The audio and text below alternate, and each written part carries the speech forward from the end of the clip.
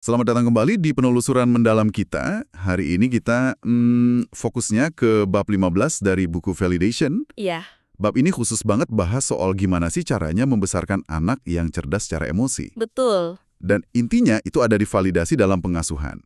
Nah, misi kita kali ini, kita mau coba bongkar gimana validasi yang kayaknya sering kelewat ya. Sering banget. Ternyata bisa jadi kunci gitu buat mengubah dinamika orang tua anak plus numbuhin kecerdasan emosional mereka. Ini bukan cuma buat orang dewasa loh ternyata. Justru krusial banget buat anak ya. Krusial banget buat membentuk anak. Oke deh, mari kita gali lebih dalam lagi ya. Iya, dan penting juga kita ingat konteks besarnya dulu. Buku ini kan secara umum bilang kalau validasi itu semacam rahasia terbaik psikologi gitu katanya. Rahasia terbaik ya. Iya, yang manfaatnya tuh banyak, bisa perbaiki hubungan, kurangin konflik, bahkan yaitu dorong perubahan perilaku yang positif. Nah, semua ini jadi relevan banget kalau kita tarik ke pengasuhan, dan itu yang dibahas tuntas di bab 15 ini. Oke. Yang menarik tuh gimana bab ini lihat spesifik cara kerja prinsip validasi ini ke anak-anak, gimana kita bangun fondasi hubungan dan kecerdasan emosi mereka dari awal banget. Mari kita mulai. Pakai cerita nyata dari buku ya. Ada ayah, namanya Keith, sama putrinya umur 9 tahun. Oke, Jadi putrinya ini abis berantem hebat sama ibunya, terus lari ke kamar, marah-marah, ngeluapin semuanya. Keith nyamperin. terus Dia cuma dengerin aja luapan emosi anaknya. Nah, di tengah-tengah marah-marahnya itu, si anak tiba-tiba nyeletuk pelan gitu. Aku tahu aku nggak bener tadi, dan aku coba kok biar lebih baik. wah, momen kecil tapi dalam ya. Banget. Justru momen pengakuan kecil ini yang ditangkap sama Keith. Oke. Dia nggak fokus ke marahnya, nggak langsung nasehatin, tapi fokus ke pengakuan tadi. Dia bilang ke anaknya, dia bangga banget, terkesan banget lihat anaknya berani ngakuin salah. Sampai Keith nangis terharu gitu. Wow, Hasilnya, anaknya langsung meluk dia. Merasa, ya itu, didengar dan dimengerti. kisah Keith ini contoh kuat banget ya. Gimana validasi bisa jadi semacam penguatan, reinforcement gitu. Iya, penguatan ya. Buat perilaku positif anak. Dan dampaknya itu seringkali lebih ngena daripada sekedar pujian biasa loh. Buku ini pakai analogi bagus dari Harry Potter, nangkep Golden Snitch. Oke, di Quidditch itu ya. Persis, artinya kita perlu sengaja gitu nyari dan nangkep momen emas sekecil apapun tanda perilaku positif atau usaha anak di tengah situasi yang mungkin lagi kacau, lagi penuh perilaku negatif, terus kita validasi momen itu. Ini emang butuh kejelian, butuh kesengajaan. Kita kan seringnya fokus ke yang salah ya. Betul, otomatis lihat salahnya dulu biasanya. Nah ini dibalik, cari emasnya dulu. Menarik sih analogi Golden Snitch itu. Tapi kayaknya nggak gampang ya, pas lagi badai, nemuin secercah emas gitu. Apalagi kalau kita orang tuanya juga lagi capek atau frustrasi. Gimana caranya biar nggak malah ikutan kebawa emosi negatifnya? Nah, ini pertanyaan bagus banget. Itu tantangannya emang. Nangkep golden snitch itu bukan berarti kita abai sama perilaku negatifnya ya.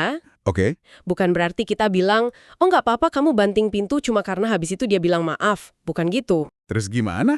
Validasi di sini lebih ke mengakui dan menghargai usahanya. Atau secercah kesadaran diri yang muncul itu loh. Meskipun perilaku keseluruhannya mungkin belum ideal. Oke. Jadi soal geser fokus sebentar ya. Iya, geser fokus yang disengaja. Dari apa yang salah jadi apa yang mulai benar. Dengan sengaja nyari dan ngakuin momen positif itu, kita kayak ngasih bensin buat anak biar terus nyoba. Jadi kuncinya di pergeseran fokus yang disengaja itu ya. Buku ini kayaknya ngasih tips praktisnya juga kan buat ngelatih mata kita nemuin si Golden Snitch ini. Bener banget. Ada beberapa tips nih. Pertama, kalau anak lagi susah di satu area, coba deh perhatiin kemajuan di area lain. Mungkin matematikanya lagi turun. Tapi dia mulai sabar main sama adiknya. Nah, itu golden snitch. Oke, lihat sisi lain ya. Betul. Kedua, perhatiin tanda pertumbuhan sekecil apapun. Misalnya, biasanya tantrum sambil lempar mainan. Terus kali ini dia tantrum tapi cuma nangis kenceng, nggak lempar apa-apa. Itu kemajuan loh. Oh ya, bener juga. Itu kan usaha nahan diri ya. Nah, itu patut diakui. Bilang aja, Mama lihat kamu marah sekali, tapi makasih ya kamu nggak lempar mainan. Ketiga, buku ini nyaranin kita tanya ke diri sendiri pas situasi sulit. Kalau saya harus nemuin satu hal positif buat diakui dari anak saya sekarang, sekecil apapun apa ya? Memaksa diri ya? Iya, pertanyaan ini maksa kita nyari sisi terangnya. Itu tips yang konkret banget, bisa dicoba nih. Nah, ini nyambung ke persoalan yang sering jadi dilema gede buat orang tua. Gimana caranya kita disiplinin anak, netapin aturan, batasan, tapi nggak bikin mereka merasa nggak berharga, nggak dimengerti, atau merasa emosi mereka itu salah. Nah, Bab 15 ini bahas khusus soal ini. Dan ini bagian yang menurut saya krusial banget. Karena di sini sering bentrok nih. betul sekali. Ini inti dari banyak kebingungan ya dalam pengasuhan. Buku ini ngegarisbawahi perbedaan fundamental. Seringkali hukuman atau konsekuensi itu jadi nggak efektif. Kenapa?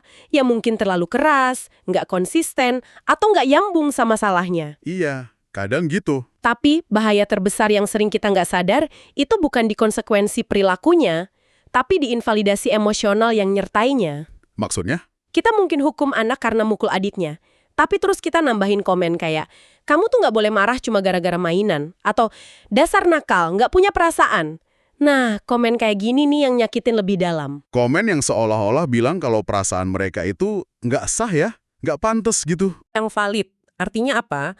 Perilaku anak mungkin memang salah, nggak bisa diterima. Itu tidak valid dalam konteks situasi, perlu dikoreksi. Oke. Tapi, emosi di balik perilaku itu, marah, kecewa, takut, iri, itu selalu valid dari sudut pandang subjektif mereka. Perasaan itu nyata buat mereka. Jadi emosinya selalu valid ya? Selalu. Jadi gimana disiplin tanpa menginvalidasi? Pertama, fokus ke perilaku spesifik yang kita lihat. Jangan label karakternya. Bilang, banting pintu itu nggak boleh. Bukan, kamu anak kasar. Oke, fokus ke aksi bukan orangnya. Betul. Kedua, kalau perlu konsekuensi, pakai yang ringan, jelas, nyambung sama perilakunya. Misal, time out sebentar buat nenangin diri, atau mainan diambil sementara kalau direbutin kasar. Ketiga, ini kuncinya, validasi emosinya kalau bisa sambil tetap negasin batas perilaku.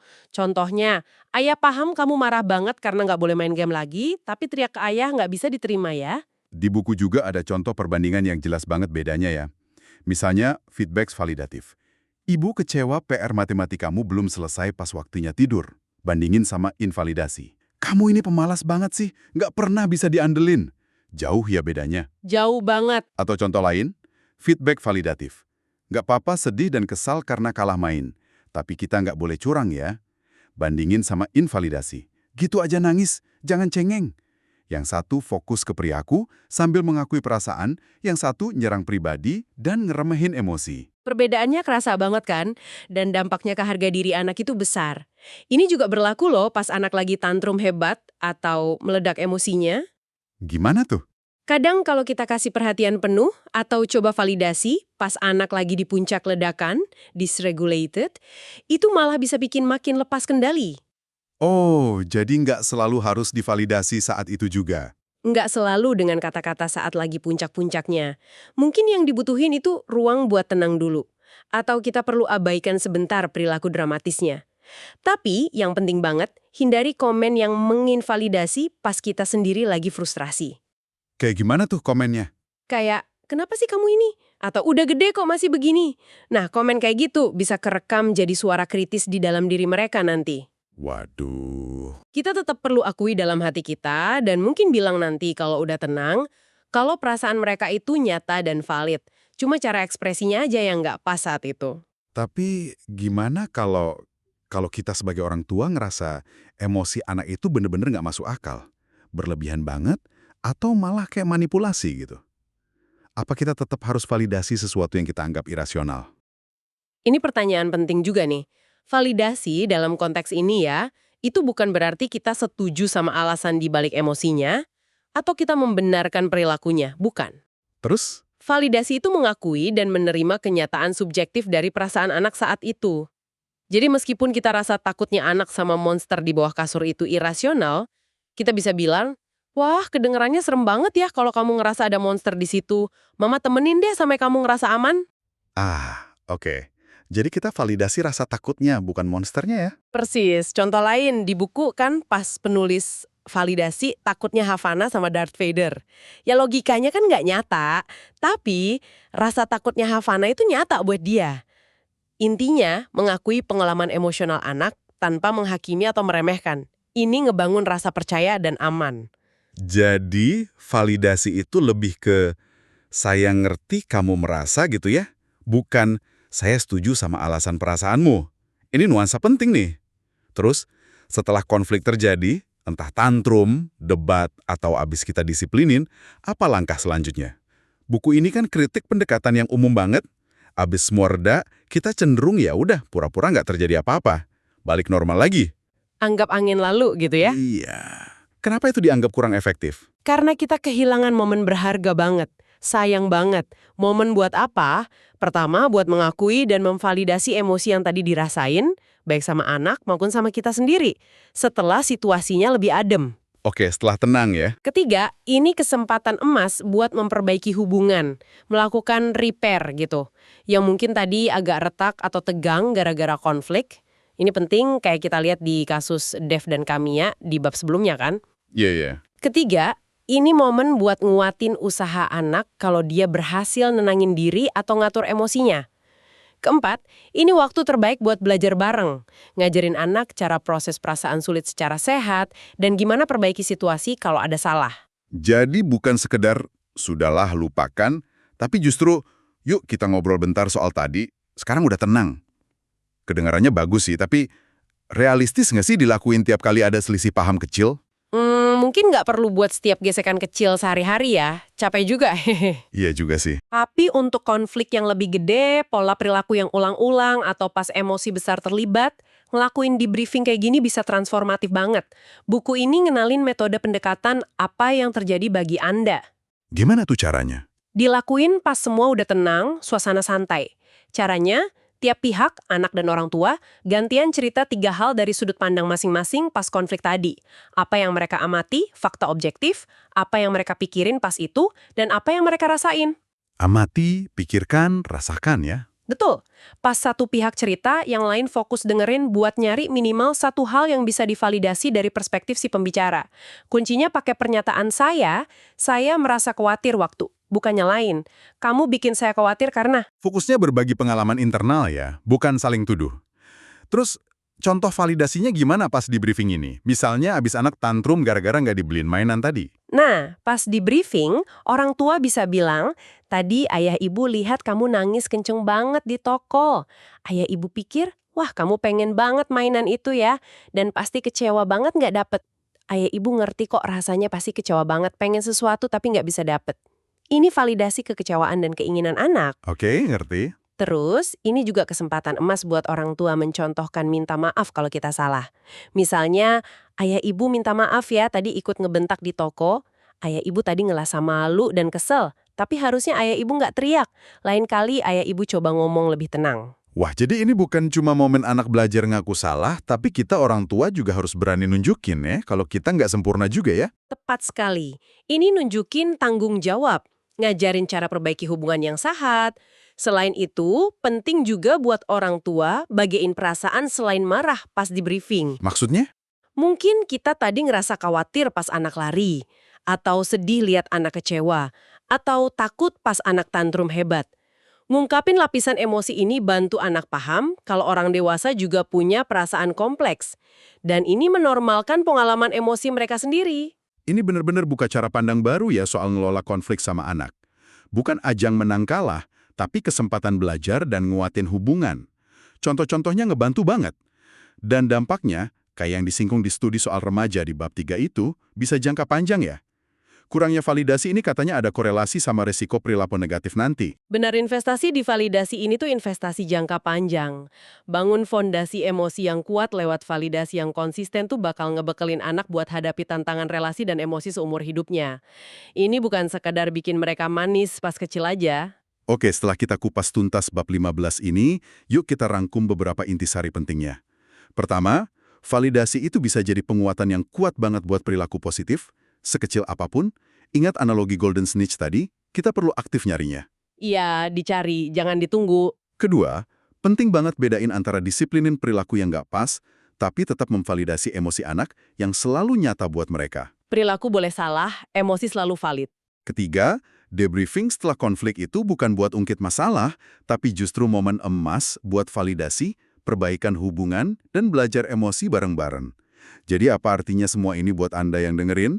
Mungkin ini momen buat refleksi ya, soal interaksi Anda sama anak-anak di hidup Anda. Ada golden snitch yang kelewat nggak hari ini? Ada kesempatan buat coba debriefing daripada pura-pura lupa setelah gesekan terakhir. Sebagai penutup ya, ada satu pemikiran nih yang pengen saya tinggalin buat Anda renungkan. Membesarkan anak yang cerdas secara emosi lewat validasi itu bukan cuma soal bikin masa kecil mereka lebih damai atau senang aja saat ini. Bukan cuma buat sekarang ya. Stasi buat kesejahteraan jangka panjang mereka, buat kemampuan mereka bangun hubungan sehat, dan buat kedalaman hubungan kita sendiri sama mereka. Mengutip Sonia Sanchez di awal bab ini, biarkan anak itu. Dia berhak untuk berbeda. Validasi itu ngasih ruang aman buat perbedaan dan keunikan emosi tiap anak untuk tumbuh. Terima kasih banyak sudah menyimak penelusuran mendalam kita kali ini. Semoga ada wawasan berharga yang bisa Anda bawa pulang dan terapkan. Sampai jumpa di pembahasan berikutnya ya.